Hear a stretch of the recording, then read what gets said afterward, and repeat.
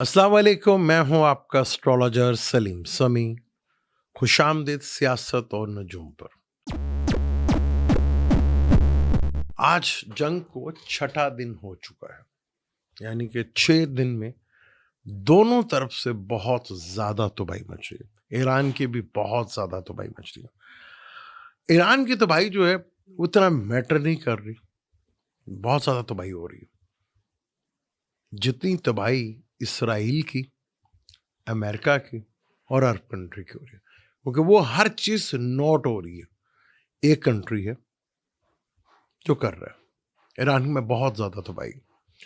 और यहाँ पे एक चीज और करूंगा कि एक मुल्क, उसकी कौम की, मैं कहता हूँ उसने इंसानियत का इंतहा कर दी, उसका जिक्र करेंगे।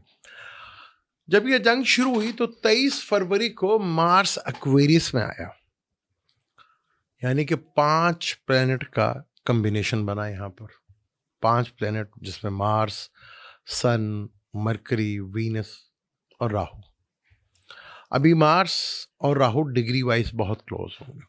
मार्स राहु का एक काम है चीजों को फैला देना।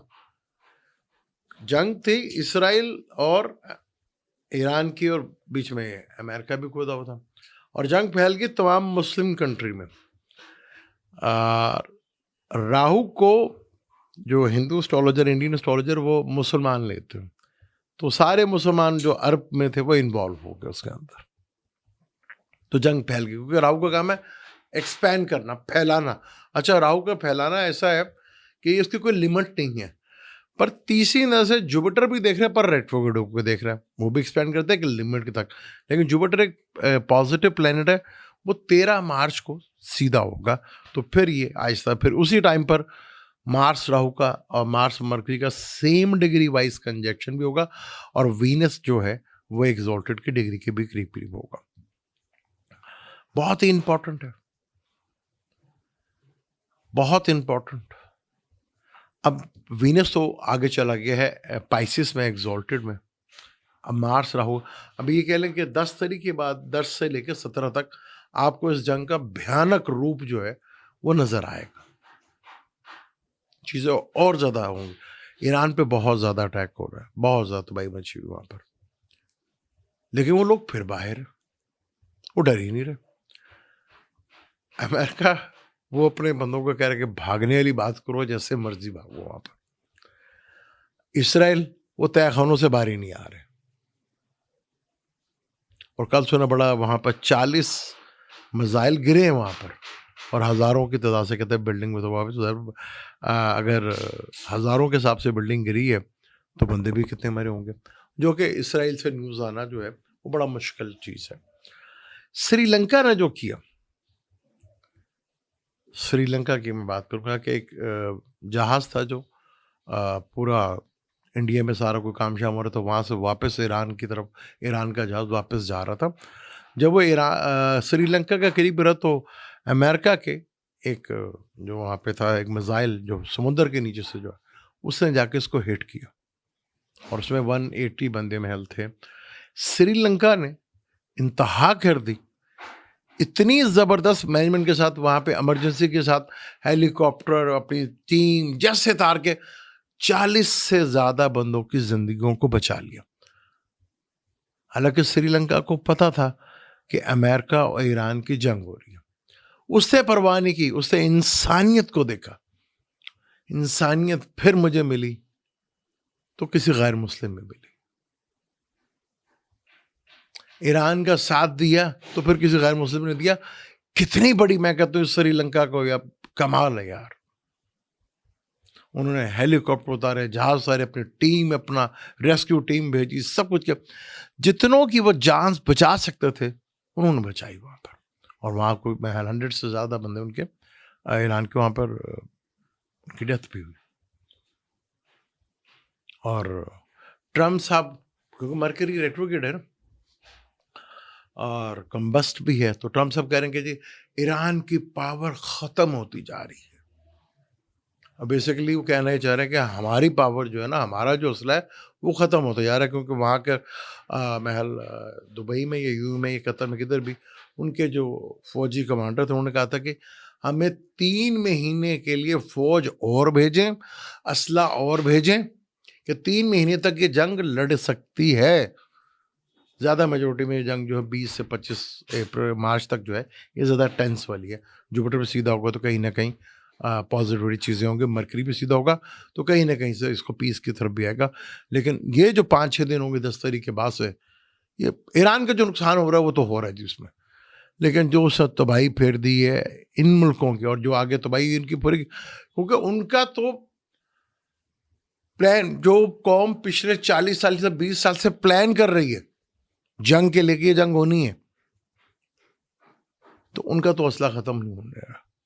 हाँ, अमेरिका के लिए, क्योंकि मेजोरिटी में देखा जो लोग जितने अमीर होते हैं या जितने पैसे वाले होते हैं, उनके लिए पैसों की अहमियत बहुत ज़्यादा होती है। अब लोग दुबई से भागने के लिए प्राइवेट जेट करवाना पड़ा, जो पाकिस्तानी महल अगर रकम में अकाउंट करे तो 4 से 5 करोड़ पे बनता है, यानी दुबई से लोग भाग रहे हैं। अब अमेरिका ने और इसराइल ने तो कभी ख्वाब में भी नहीं सोचा होगा कि हमारे साथ ऐसा होगा। वो समझते थे कि शाम है, लिबिया है, इराक है, सीरिया है, और ये वो कंट्री, वो तो जज करने में थोड़ा सा ना प्रॉब्लम हो गया।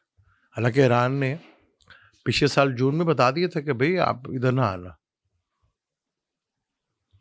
अब आने वाले वक्त में, क्योंकि ट्रम्प से बड़ी जल्दी घबरा जाते हैं, क्योंकि मूड उनका भी जो है ख़राब है, तो वो पैनिक की सूरत हाल में बड़े बड़े काम करेंगे, और वहाँ उनकी अपनी ये प्रॉब्लम जो है वो काफ़ी हद तक खड़ी हो रही है। वहाँ पे एक और देखें, वहाँ पे एक महल कोई इदारे का ही आदमी था, सिक्योरिटी का था या किसी चीज़ का मुझे नहीं पता, उसने कहा कि जी हम अपनी फ़ौज या अपने बंदे इसराइल के लिए नहीं भेज सकते, यानी अब इसराइल के लिए, इसराइल की हमायत के लिए या इसराइल की सपोर्ट के लिए अमेरिकन नहीं बोल सकते कि हम अपने फौजी नहीं भेजेंगे, उसको मार भी पड़ेगी और उसकी नौकरी भी जाएगी।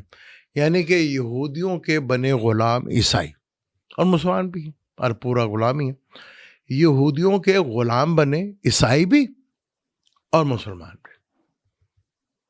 अच्छा, जो कुछ आगे सीन चल रहा है वो बड़े इंटरेस्टिंग सीन है। कौमों की नेचर बहुत इंपॉर्टेंट होती है, कि देश काल पात्र,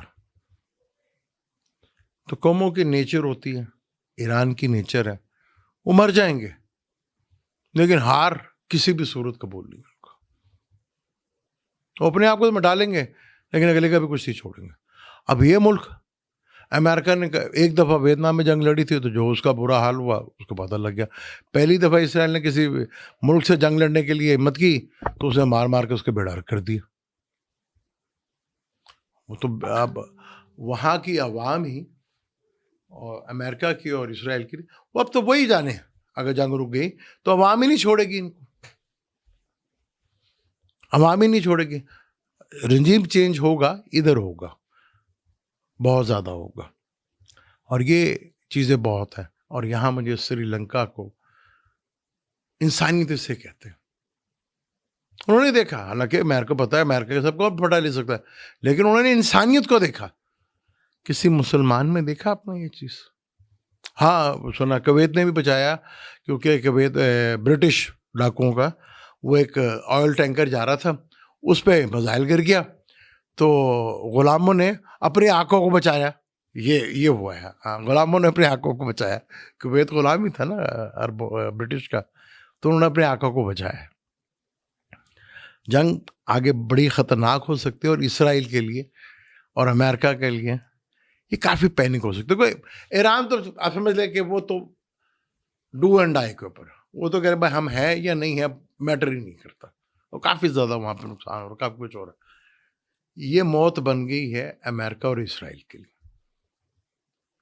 जब पहली दफ़ा भी ट्रंप आया था, मैंने कहा था कि इसने बुनियाद डाली कि अमेरिका सुपर पावर की। उसने कहा था अमेरिका फर्स्ट, यानी दुनिया की चौधराहट से। अब ऐसा जलील हो रहा है, जलालत ऐसी ऐसी नसीब हो रही है कि आप सोच नहीं सकते। हाँ, पाकिस्तान की पार्लियामेंट में भी बहुत कुछ बोला गया, वो क्यों बोला गया उसके ऊपर भी बात करेंगे। अगली वीडियो में बात करेंगे। चीज़ें बड़ी कल सुना बड़ा खतरनाक हमला हुआ है इसराइल में। 40 तो मिसाइल गिरी हैं, कितनी भेजी हुई नहीं, जो गिरी हैं आप खुद अंदाजा लगा लें क्या होगा। हजारों की तादाद सुना बिल्डिंग वहां पे गिरी। अब मार्स और राहु जो जो करीब आते चले जाएंगे, क्योंकि मार्स इस वक्त जो है मार्स 8 डिग्री के ऊपर आ गया और राहु 14 डिग्री के ऊपर, यानी आने वाले 8 से 10 दिनों में ये सेम डिग्री वाइज कंजक्शन होगा। फिर मरकरी के साथ, फिर मरकरी भी तुलू हो जाएगा, जुपिटर भी तुलू हो जाएगा। तो फिर जाके कई बात बड़े बड़े मुल्क, वहाँ पे चाइना का रोल, रशिया का रोल और एक और मुल्क आएगा जिसका रोल बड़ा ही इंपॉर्टेंट होगा। तो कुछ हमें निशानती आएगी। जंग जितनी डिले होगी अमेरिका और इसराइल के लिए उतना ही बुरा होगा, ये मैं आपको बताता हूँ। ईरान के लिए डिले होगी तो उसके लिए बेहतर, क्योंकि उन्होंने पहले 8 साल जंग लड़ी है, इन्होंने कभी अकेले जंग लड़ी ही नहीं। अमेरिका बताएं कभी अकेले जंग लड़ी है? अब कभी वो यूरोप वाले आते हैं कि जैसे हम आ रहे हैं, कभी कहते हैं जी हम नहीं आ रहे। हालात ऐसे हो गए ना, वक्त बदल गया। और एप्स्टाइन फाइल में फंसे हुए लोग, असल जंग तो उन्हीं की है। अब एप्स्टाइन फाइल के बड़े बड़े राज जो है ना आगे फ्यूचर में खुलते हुए नजर आएंगे आपको। मुझे दें इजाजत, इंशाल्लाह मिलते हैं अगली वीडियो में। अल्लाह हाफिज़।